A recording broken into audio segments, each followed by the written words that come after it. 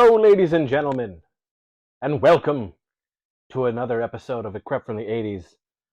I am your host, Chris Seaver, and I am back with you for a special episode. Once again, not talking about the 80s, but we will.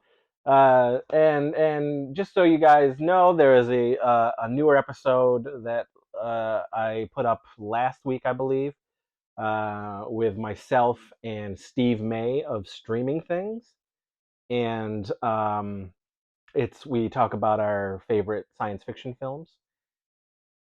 Guys, really, if you love just geeking out, podcasts about movies, TV, uh, life, good friends, all sorts of, you know, all of that rolled into one, then do yourself a favor and listen to Streaming Things, the Streaming Things podcast.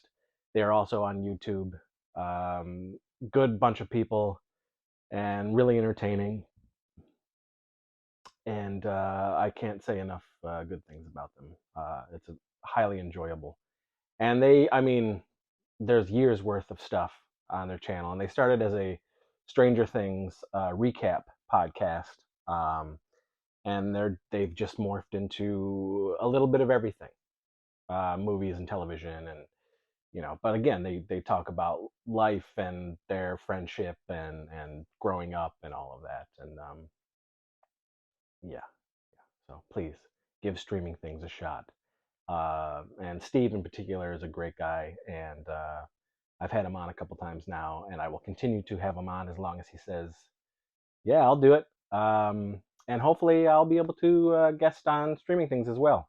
I would love to talk about Low Budget Pictures and Warlock Home Video and all that good stuff. So check that out, please, and check out their podcast, Streaming Things, or the YouTube show as well. It's the same thing, but if you want to see them as opposed to listening to the podcast and all that good stuff, I do both, and it's a great show, great podcast. Anyway, as you have seen on the thumbnail, I'm sure, this episode I want to talk about the 30th anniversary of Jason Goes to Hell and the 20th anniversary of Freddy vs. Jason. I'm wearing a Jason Goes to Hell shirt from Gutter Garbs. I also have this as well.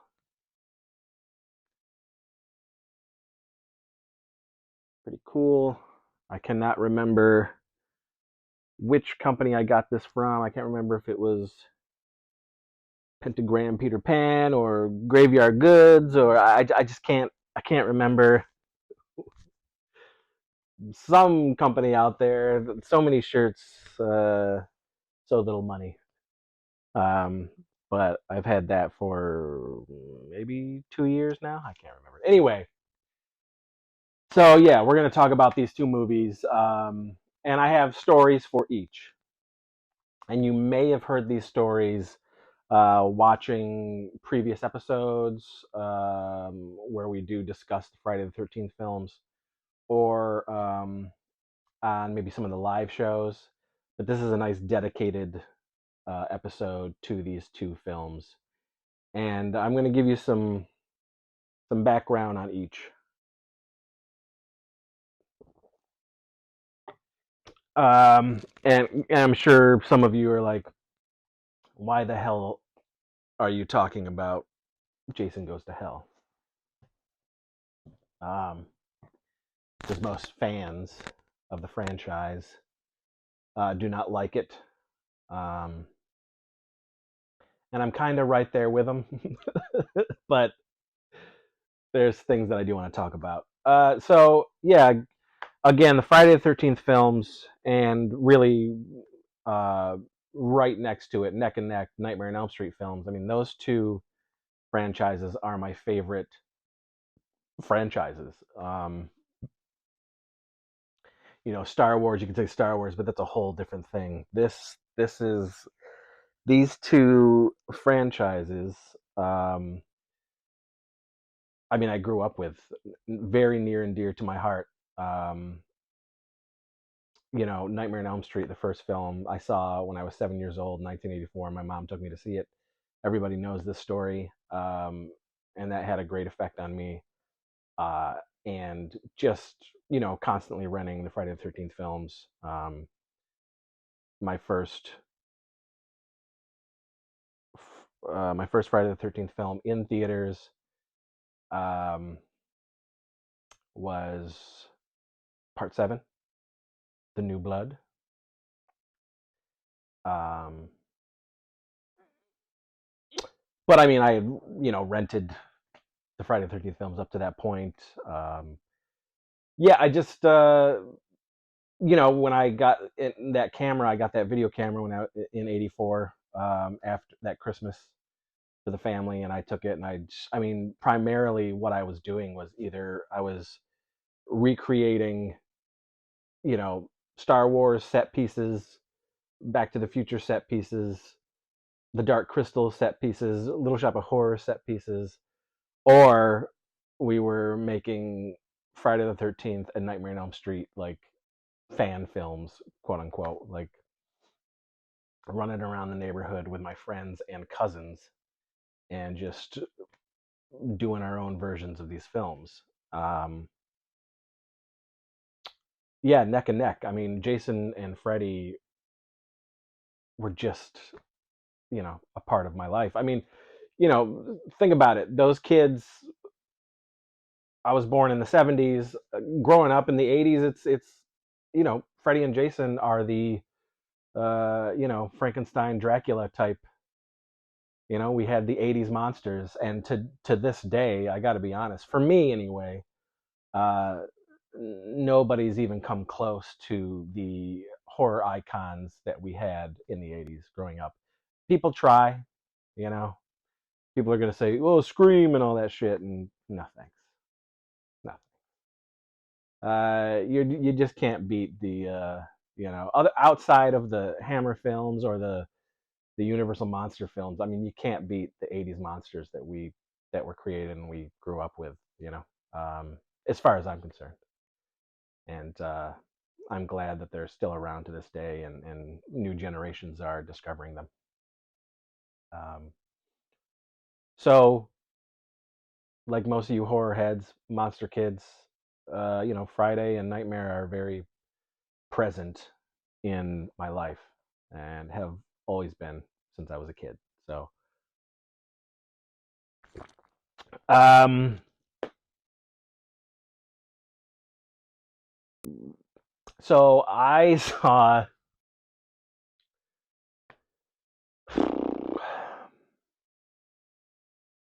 So I saw Nightmare on Elm Street in 1984, um, and I didn't see another Nightmare film in theaters until Part 4.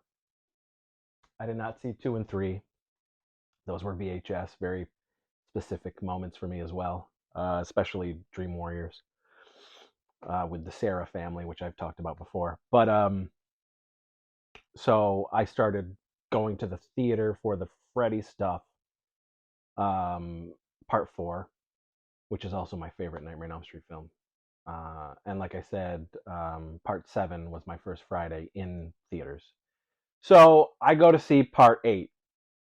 It opens on my birthday in 1989, and it's me and some friends, and we're really excited because all we had seen are those ads, the commercials.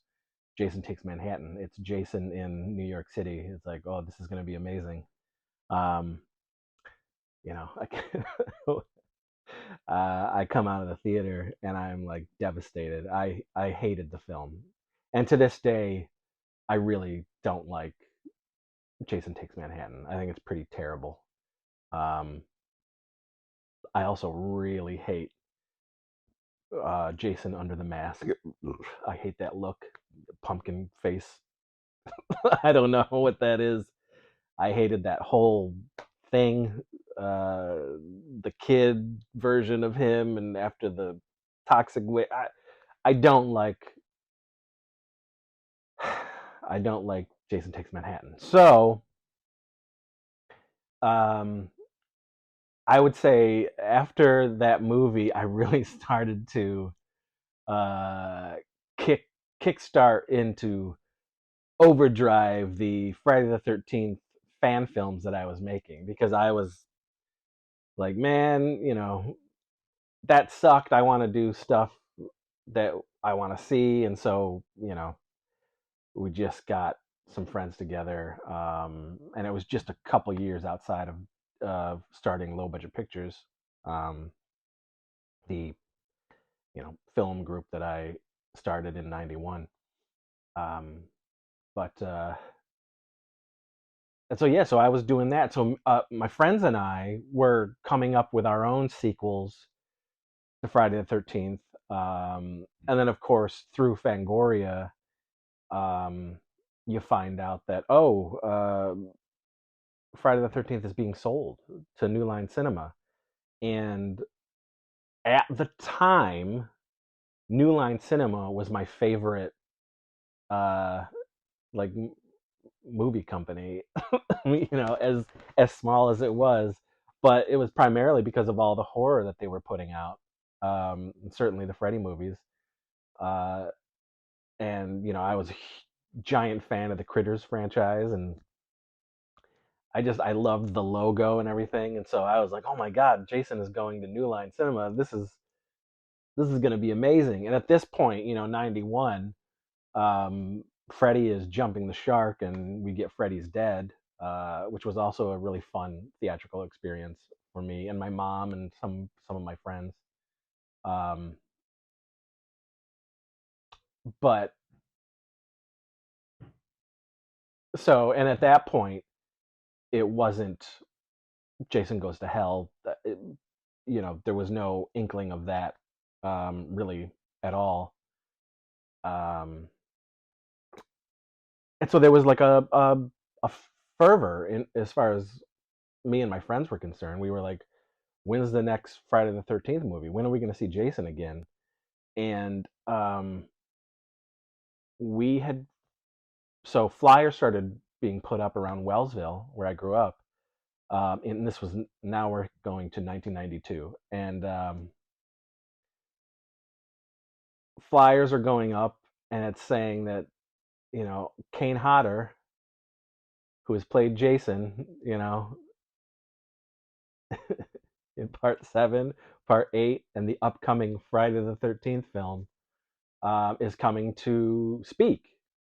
He's coming to do he went around the country and did like a little like road show. He would show off some of his stunt film work, and clips from Friday the 13th and stuff like that, um, and just talk about the business and whatnot. And so he was coming to Wellsville, of all places, which was so bizarre. But he did, and we were like stoked, me and my friends, and we taped it. And maybe I'll put some of the footage up here, but I brought along tonight, which I haven't used before. It's a tape, and it's kind of hard to explain, but the kills, when we do the kills in the Friday the 13th, we shoot them with much more graphic makeup effects. They usually don't make the final cut because it's a little too much for the ratings board, so they cut them out. But we did Part 7 in 1988, and ever since then I've always wanted to see an uncut version of the movie, and I didn't think it existed, but I just found, 6 weeks ago, found a copy of it, and I just made the tape. What I've done is take some of the kills, 5 of the kills in Part 7, show you the kill as it was in the film, and then right after it, the version that we actually shot, which is a lot more graphic. So if anyone was a little squeamish about that, you might want to consider not watching it, but that'll be at the end, and it's only a few minutes long, but it's pretty exciting, I think. Especially the final kill. They start out kind of not too different. The first one, the second one, but by the time we get to the fifth one, you notice a huge difference from the original and the edited versions. And a lot more of his face.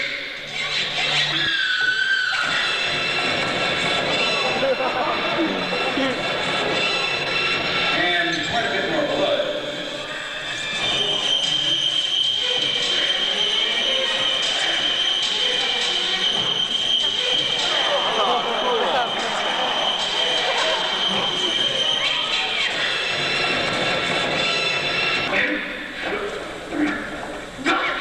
And you've got to watch how small his head gets. Here it comes. Cool. Look at that head. Oh my.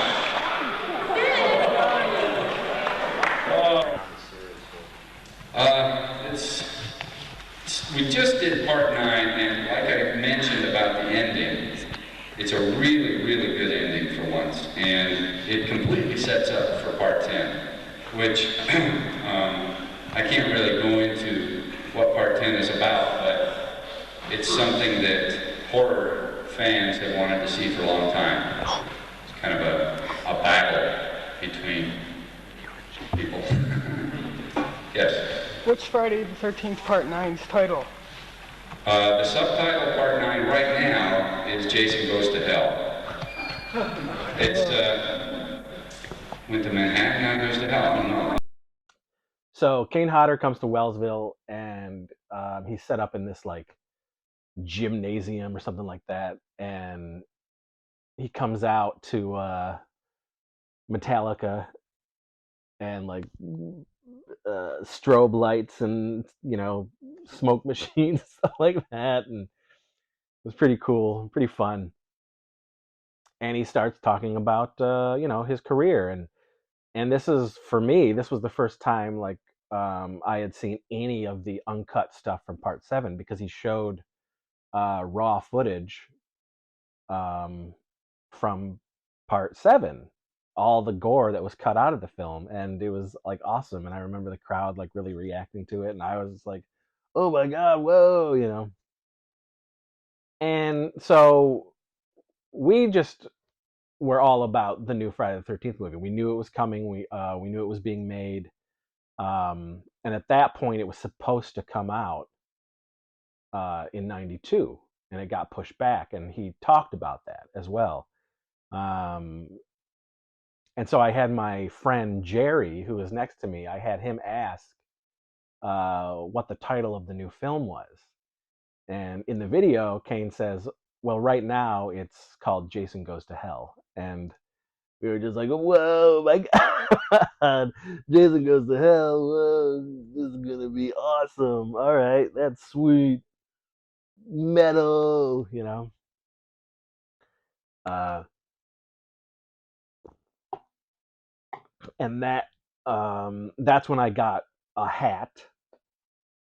He actually was not charging for these hats, but he had a bunch of hats, and the hat was just the part 7 mask on the front, and on the back it says Freddy sucks.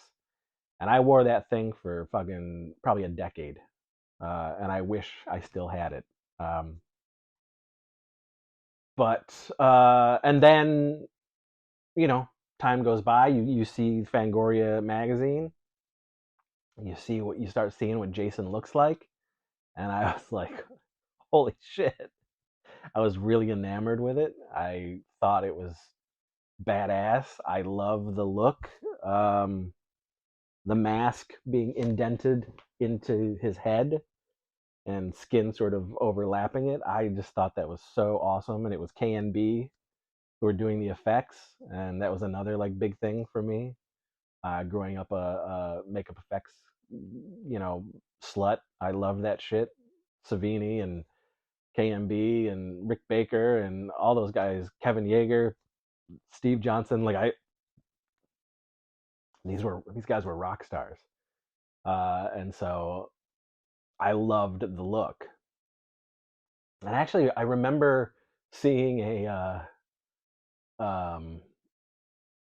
video zone for Full Moon, and it might have been for one of the Trancers films, maybe 2 or 3. Um, But during the video zone, during the raw footage at the KMB shop, when they're shooting the behind the scenes, there is a sculpt of Jason's head from Jason Goes to Hell. I can't remember if it was out yet or it was just coming out, but I remember that was like, oh my god, that's Jason! Fuck, that's amazing! Um,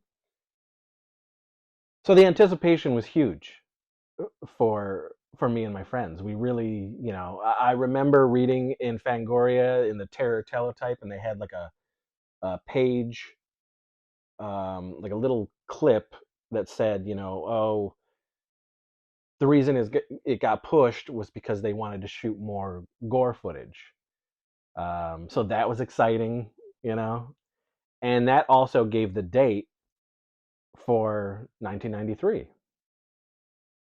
Summer of 1993. Um,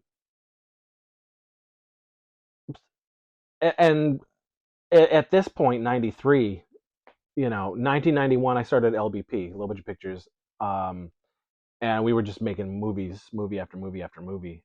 And at this point, up to 93, we were still making Friday the 13th fan films as well as, Bloody Bobby and the Meter Man stuff and all of those things. Um, and making our own, like, we made our own Freddy versus Jason before Freddy versus Jason was a thing.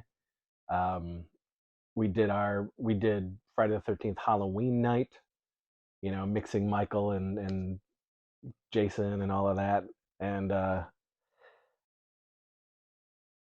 and in the interim, I had bought in the back of a Fangoria. I bought the Jason Goes to Hell mask, over the head mask, which at that time was badass, and we used that. We started using that for our Jason, for everything that we would do Jason wise, because it was the boldest. It was Jason Goes to Hell mask. It was awesome. Um, and so it's coming. It's the summer. It's August of '93, and me and my friend Brad Goff, who was a part of LBP, and I think Dave Rashim, who was a part of LBP, and then there was somebody else with us. I can't remember who, but so we dressed my buddy Brad up as Jason, and we went out to Olean, New York, which was about 30 minutes away from Wellsville. Um, and so we went to the theater at the mall out there next to the Hills department store, which was awesome. But it was packed. The place was packed, and we had Brad dressed up as Jason, and he didn't talk through the whole thing. He didn't, like, even when he was getting food at the concession, he was just pointing and grunting, and I would get the food for him. He was really staying in character.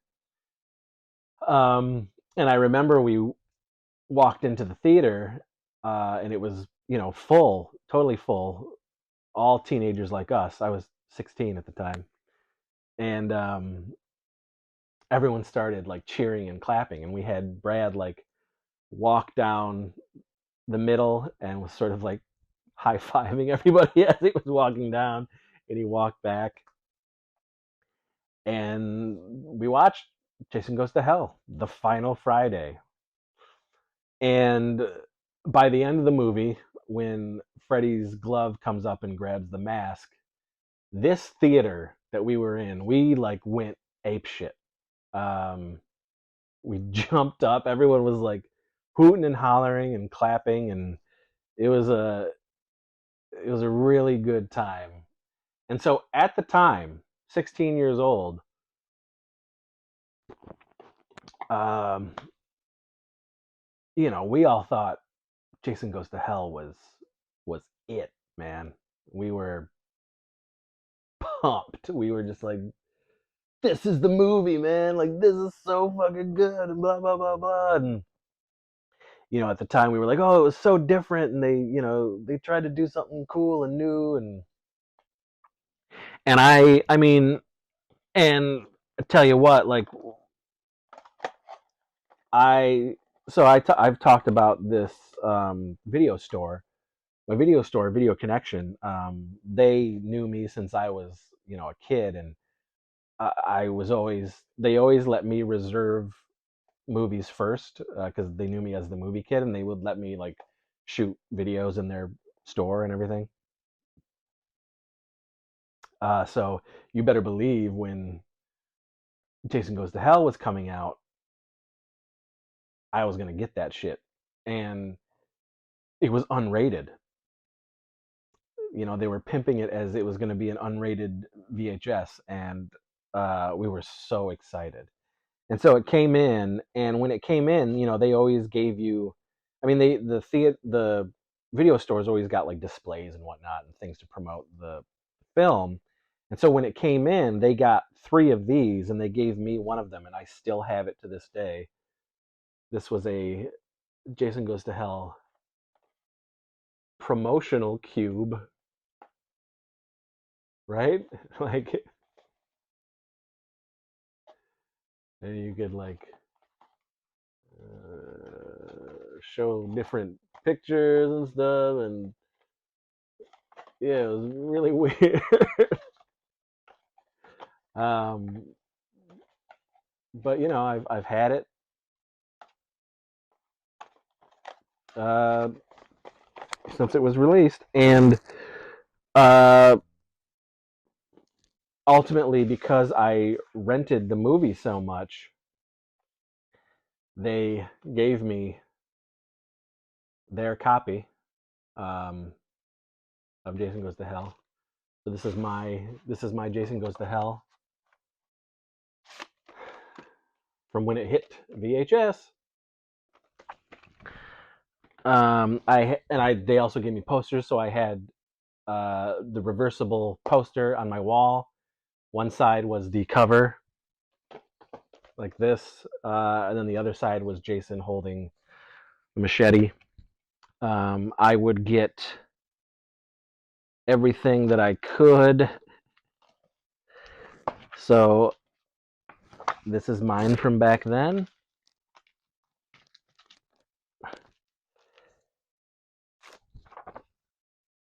This is the Jason Goes to Hell magazine, making of official magazine.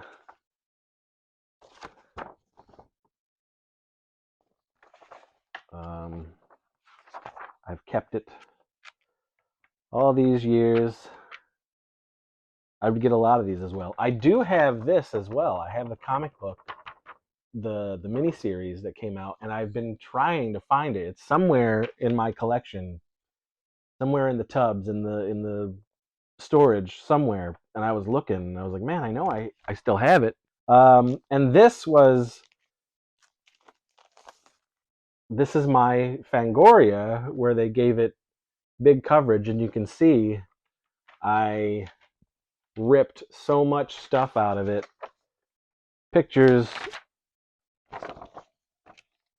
because I would cut the pictures out of Fangoria and I'd hang them up on my wall, along with all the other posters and whatnot. But so that is still I still have it. Um, got this little guy, of course. And then in 1993, that October, fall, something like that, late summer, fall. I don't know. It was my girlfriend and I at the time.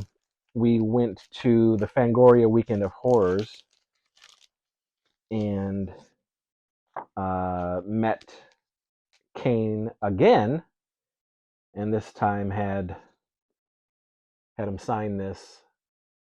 It says to Chris and Danny, you're next. Danielle was my girlfriend at the time.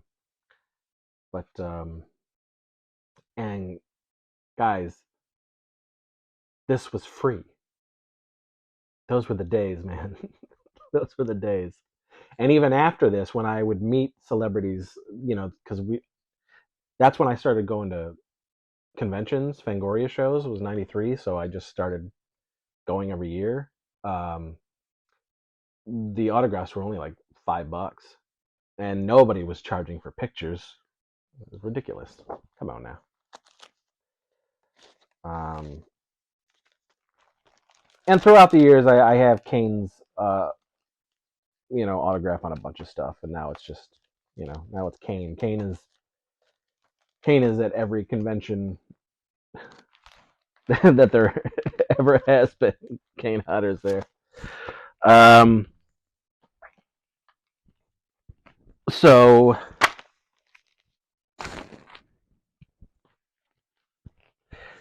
and then, you know, over time, you start to mature in areas.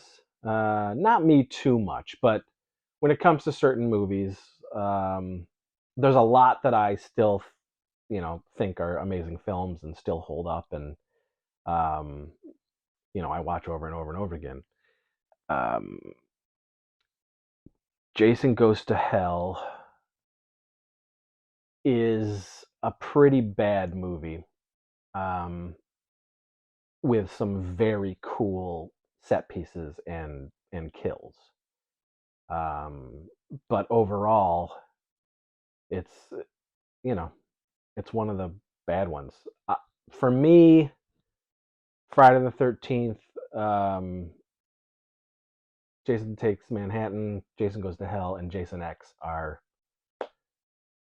pretty bad films. Jason X, I won't even watch ever again. Like Jason X, I've seen again. I have a story about Jason X, but for another time. I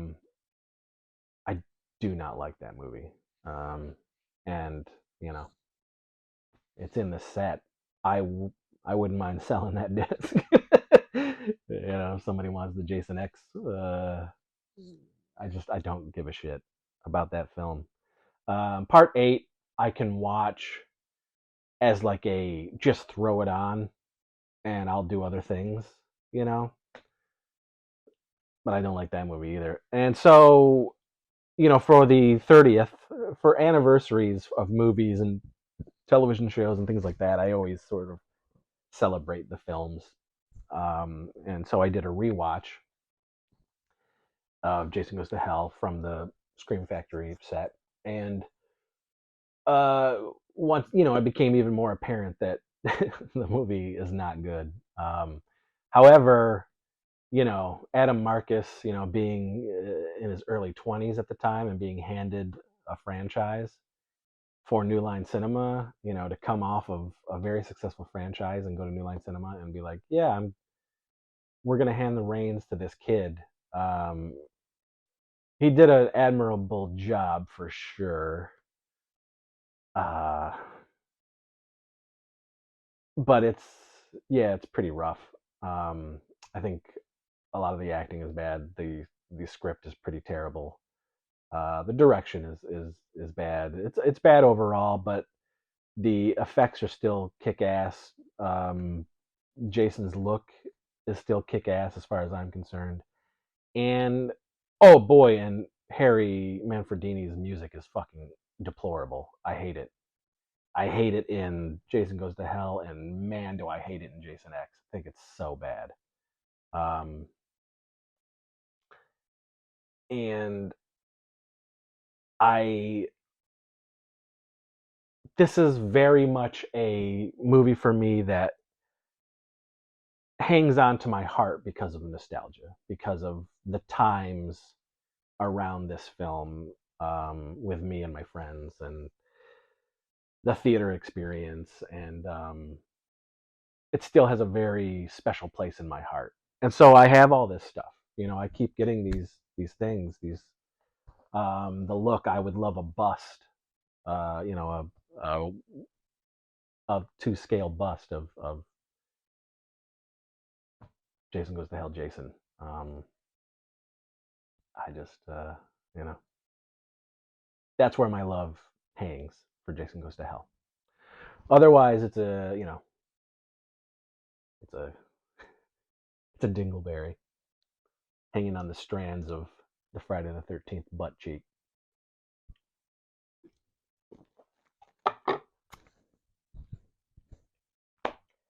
Let's scoot to 10 years after that. Freddy versus Jason, which is celebrating now its 20th year, 20th anniversary of Freddy versus Jason. Another big deal. Growing up, reading Fangoria, Gorezone, any of the monster mags of that nature, you always sort of read things about Freddy and Jason coming together. 1987, you know, um, it was talked about. There was a point where part seven, Friday the 13th, part seven, was going to be Jason versus Freddy instead of Jason versus Carrie, which is basically what it is. I remember reading in a 87 Fangoria about the chances of a Freddy versus Jason. It was always sort of in our minds, right? And I would draw pictures of Freddy versus Jason. I always drew one side the mask, one side Freddy's face, and I would hang those up on my walls.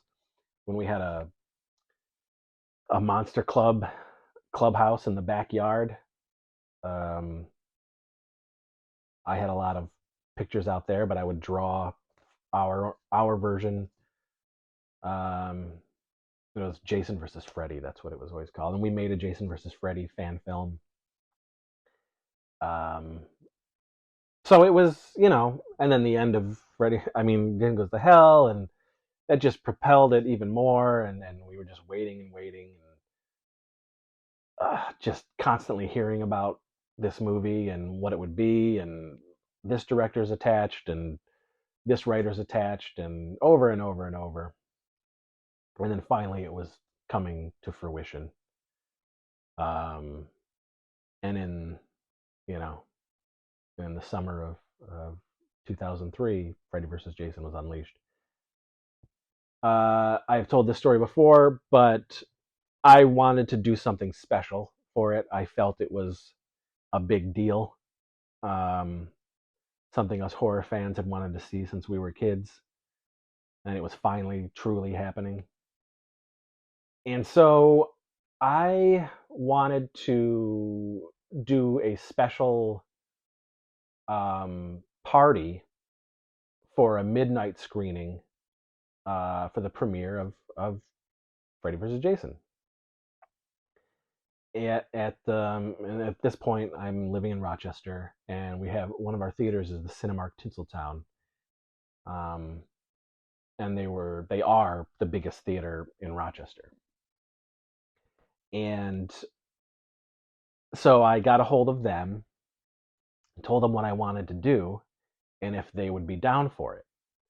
And I was going to do trivia. We were going to have, Freddy and Jason like snacks and cupcakes and things like that. And we were going to do giveaways. I wasn't sure how I was going to do that yet, but I wanted to make sure that the theater was on board for it, because it was very special to me, you know. And so they said yes. Um, and they weren't gonna charge us to do anything because it would bring people in through the doors. One, it's Freddy versus Jason, and it was going to be packed anyway. And two, people were finding out we were going to do this, because we would say, we would talk to the radio, and I was able to make banners that we hung out on the windows at the theater. And so I got a hold of, um, I want to say his name was Jeffrey Katz. He was a, burgeoning co-producer for the film, but he was also a nerd, and he was my age. Um, and he too was a big, Freddy and Jason fan, and he was very easy to get a hold of. This young kid my age working at New Line Cinema, he was very easy to get a hold of. And so I emailed him and I said, I told him what I wanted to do, um, and if it was okay, if we made like a thing about it, if it was, could we promote it, and and anything that they could do to help us would be appreciated. But you know, I just wanted to see, just at least find out if it was going to be okay for me to do all this promotion and all of this stuff. He was like, "Yeah, this is amazing. This sounds awesome. Please take lots of pictures because we'll put it up on our site and everything." And he goes, "Just give me your address." So I gave him my address, and then probably, oh, I don't know, 3 weeks maybe later, um, this giant box was outside of my apartment door. Huge. I mean, it was a huge box, and it said New Line Cinema on the box, and I was like, "What the fuck is this?" So I take it in and open it, and inside are like hundreds of Freddy versus Jason theatrical posters, Camp Crystal Lake T-shirts, Freddy vs. Jason soundtracks, the making of.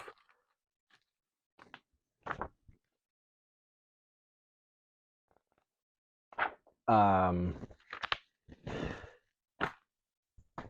oh wait, what else did he have in there? Oh, they had like replica of Hypnosil, the drug that's used to suppress the dreams in both Dream Warriors and Freddy vs. Jason. So they had like replica bottles of those. Um, yeah, soundtracks. They had the novels.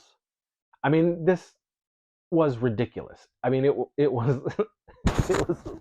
Oops, sorry. I got a I got a mic here. I forgot. Hopefully, this mic is kicking ass and working properly. I hope it's been working. Shit. If not, I'm a fool. Um. Anyway,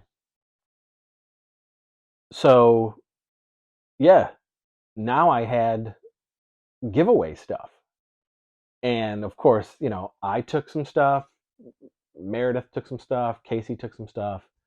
Um, because they were doing this with me, and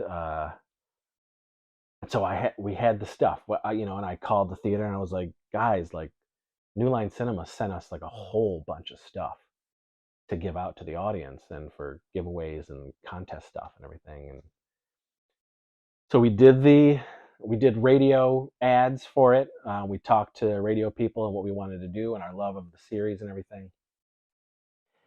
And now we come to the day, and this is the day of to do the midnight show of Freddy vs. Jason at Tinseltown with this big party ready to go, and we had everything ready. Um, and it's the same day as the blackouts. It was rolling blackouts, and these blackouts hit all over, and big portions of Rochester as well. New York in general. New York was out. All right. um, the East Coast was beyond. We are like we're, you know, watching the news constantly, like trying to get, because we're in my apartment, I still had power. But, so we were calling the theater like, holy shit, this is, this sucks, not only for the event, but man, we want to see Freddy versus Jason. Like, how could this happen on this weekend? Um, and so we're watching the news. We're constantly like seeing what's up. Constantly calling the theater. Ultimately, the theater was just out. We couldn't do it. The power was not coming back to the theater.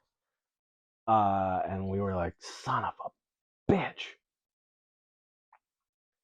And the manager's like, listen, if the power is back on tomorrow, we will do it tomorrow. It was like you pick the time you want to do this, and we will that's when it'll be, and we'll have to scramble to sort of make up for it and everything.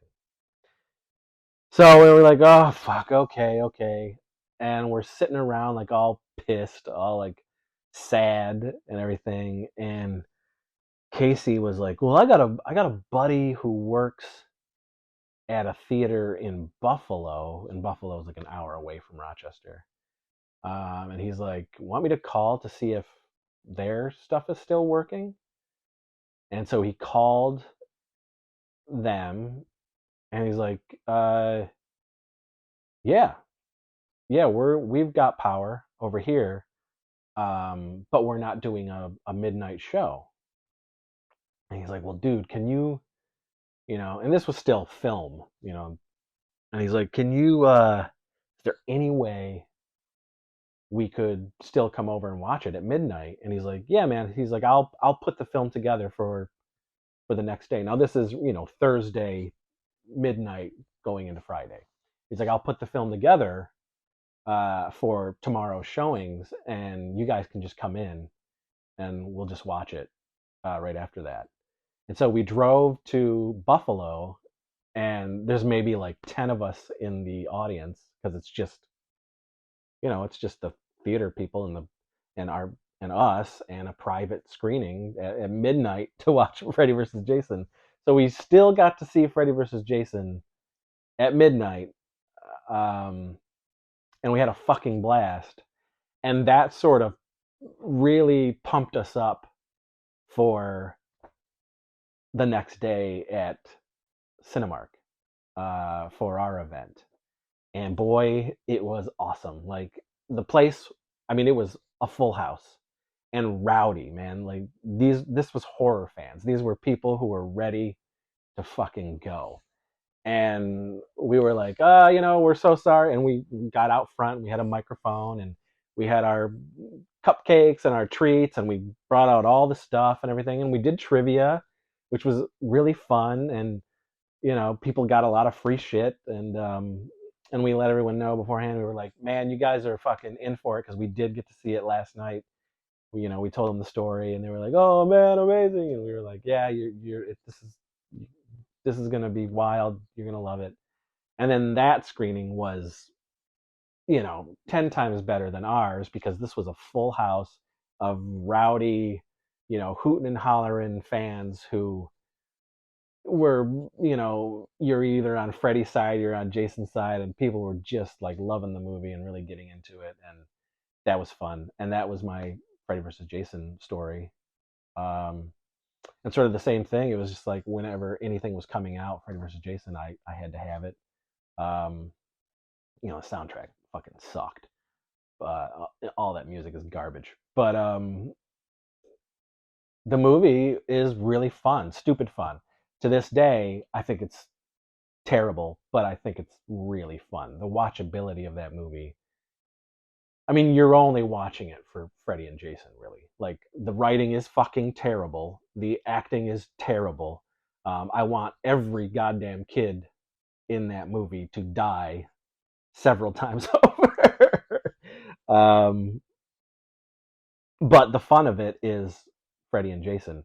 Not a very good Jason, but that was okay. It was still the fun is still there. Great Robert Englund Freddy performance. Um, they didn't. He was. It was a nice menacing Freddy again, with little bits of his comedy quirks, but not like they took it for Freddy's Dead, which was fucking Looney Tune ridiculous, and ugh. Um, Loved it when I saw it in theaters, but man, Freddy's Dead is a stinker. Um, but yeah, so I mean, 20th anniversary of Freddy vs. Jason, and I've got, like I said, I still have this. I still have the bottle of Hypnosil that's somewhere around here. I have, I have had this in this since this Fangoria came out. Um, the poster's hanging up right over there. It's the same poster that I got from New Line Cinema. Um, yeah, Freddy versus Jason. Two really fun, different experiences, uh, a decade apart from each other, and you know, 20 years, 30 years, crazy. Good memories. The series, both series, very much a huge part of who I am and my growing up, and it's just awesome. I don't, when I tend to do marathons, I don't really watch Jason Goes to Hell, and I don't watch Freddy versus Jason. I usually stop at a point. Um, with Nightmare on Elm Street, I'll do 1 through 5, and then New Nightmare. Um, Friday the 13th, I'm very weird on as well. I have never, even since I was a kid, I've never liked the first Friday the 13th film. I think it's excruciatingly boring. Um, so I'll watch The Burning first, and then I'll watch Friday 2 through 7, and I'll watch the remake because I do like the remake. It's not. It took me like 3 times in theaters to finally come to terms with enjoying it, the remake. But I do enjoy it. I don't think it's great, but I do enjoy it. Um, but yeah, I never really watched these two films. Again, this was the anniversary, so I watched Freddy vs. Jason with some friends for like anniversary screenings earlier in the year, and then just recently I watched Jason Goes to Hell for its 30th anniversary, my 30th anniversary screening of it. Um, but I felt there was a video here. I felt there was something to say because of my connections with the films, and how much fun I had with these two different films. And I mean, I guess their history is part of the franchise. Freddy,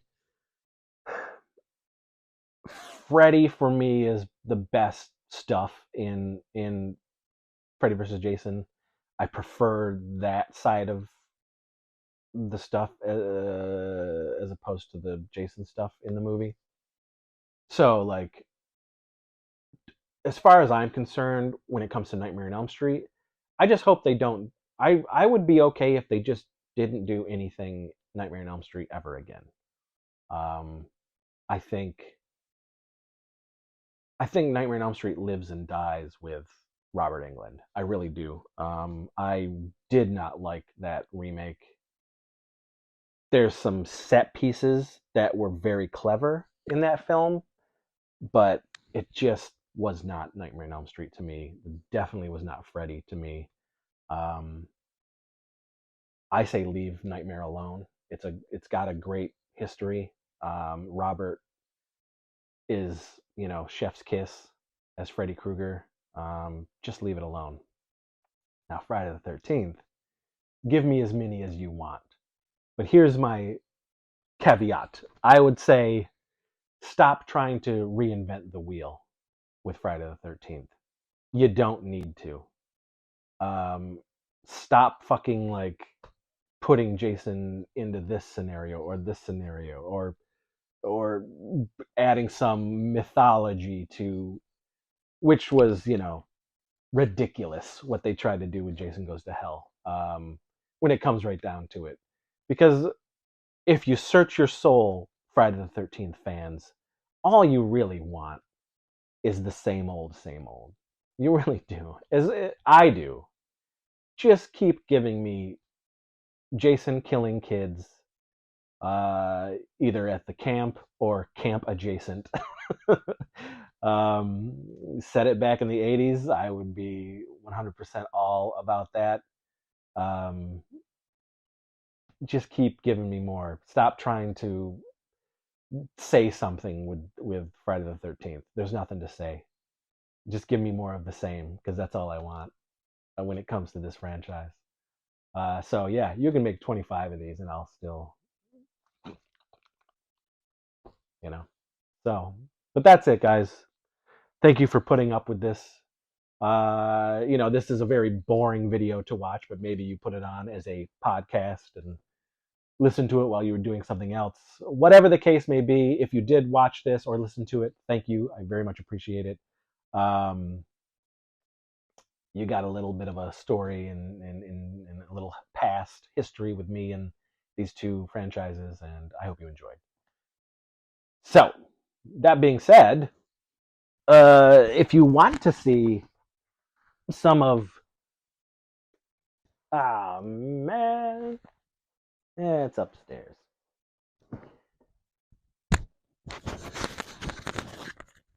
Um, if you want to see some of those fan films I keep talking about, I do have a Blu-ray called Seavage's Fan Film Frights, and it's got Friday the 13th Halloween Night on it, and it's got From Almost Night Till Almost Day, a parody of From Dusk Till Dawn that we did in '96, and the Halloween Night one, Friday the 13th Halloween Night, is '94, and then special features is a bunch of clips and raw footage of even more Friday the 13th fan films that I did dating back to '89. So I have that on Blu-ray, and you can get that for $20 shipped in the U.S. if you do want to see those things. Anyway, thank you for watching. If you liked the video, if you checked out any of my other videos, thank you. Please like and subscribe. Give us a like. Maybe shout out to your friends and let them know about the channel. It's a variety of things. Yes, it's called Crep from the '80s, but it's got a lot more stuff than just my nostalgia for living in the '80s. Horror and sci-fi, fantasy, comic books, toys, movie collections, paraphernalia, all that stuff. So thank you, and we will see you on another erotic episode of It Crept from the '80s.